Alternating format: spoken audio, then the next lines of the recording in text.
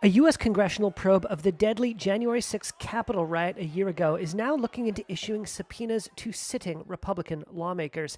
Democratic Representative Benny Thompson, who chairs the special committee, on Sunday told NBC News that his panel was examining whether it could lawfully subpoena current members of Congress. Quote, "I think there are some questions of whether we have the authority to do it," Thompson said, according to an interview transcript. "We're looking at it. If the authorities are there, there'll be no reluctance on our part." The panel is investigating the day thousands of supporters of former President Donald Trump, egged on by false claims of election fraud, attacked police, vandalized the Capitol, and sent lawmakers and then Vice President Mike Pence running for their lives.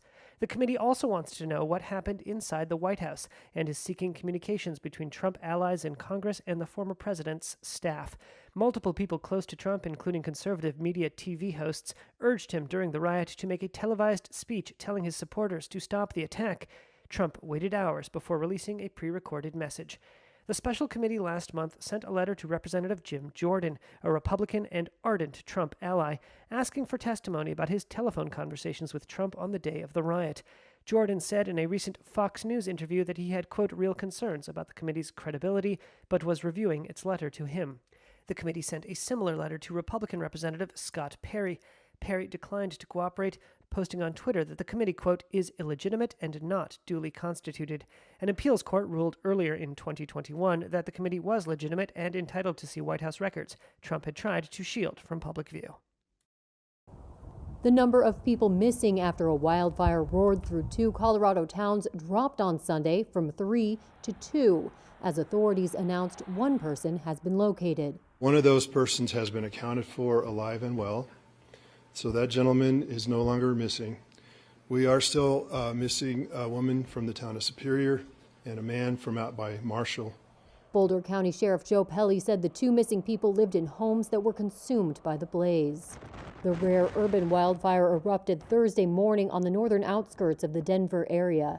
Wind gusts topping 100 miles per hour pushed flames eastward into the towns of Superior and Louisville, prompting evacuations.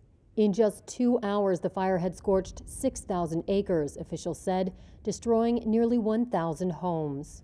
On Sunday, sheriff's deputies were using cadaver dogs going house to house to search for possible victims, while volunteers helped search for missing pets. We're actively working the scenes with dogs. The scenes are still hot. They're still, deep in debris, hot debris, covered with snow. So it's a very difficult task.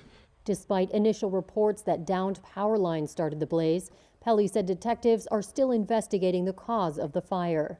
U.S. President Joe Biden has declared the scene a national disaster, freeing up federal funds to assist with recovery.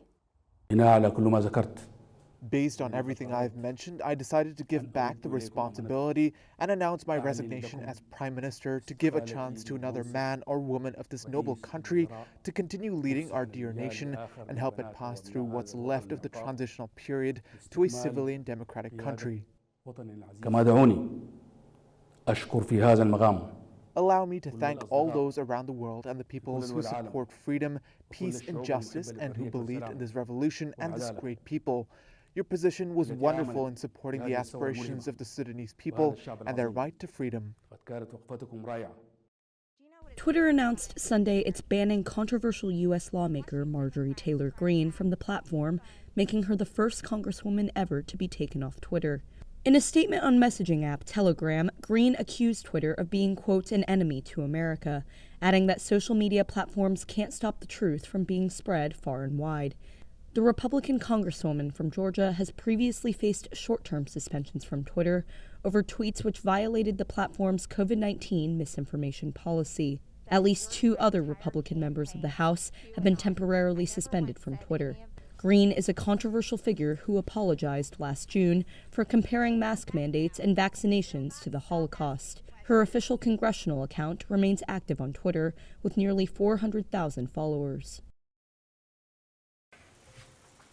U.S. Defense Secretary Lloyd Austin tested positive for COVID-19 on Sunday and has mild symptoms. Austin is one of the most senior members of President Joe Biden's administration to contract the disease. In a statement, he said he last met Biden on December 21st, more than a week before he began experiencing symptoms. Austin, who is fully vaccinated and has received a booster, said he will retain all authorities whilst he quarantines at home for 5 days. He said, quote, "As my doctor made clear to me, my fully vaccinated status and the booster I received in early October have rendered the infection much more mild than it would otherwise have been." Last week, the Pentagon tightened restrictions at its headquarters over concern about the highly transmissible Omicron variant. The military is faced with the challenge of maintaining military readiness for troops, often in close quarters on ships and planes. Roughly 98% of active duty troops have received the COVID-19 vaccine, which is now mandatory for them. US authorities registered nearly 347,000 new coronavirus cases on Saturday, according to a Reuters tally.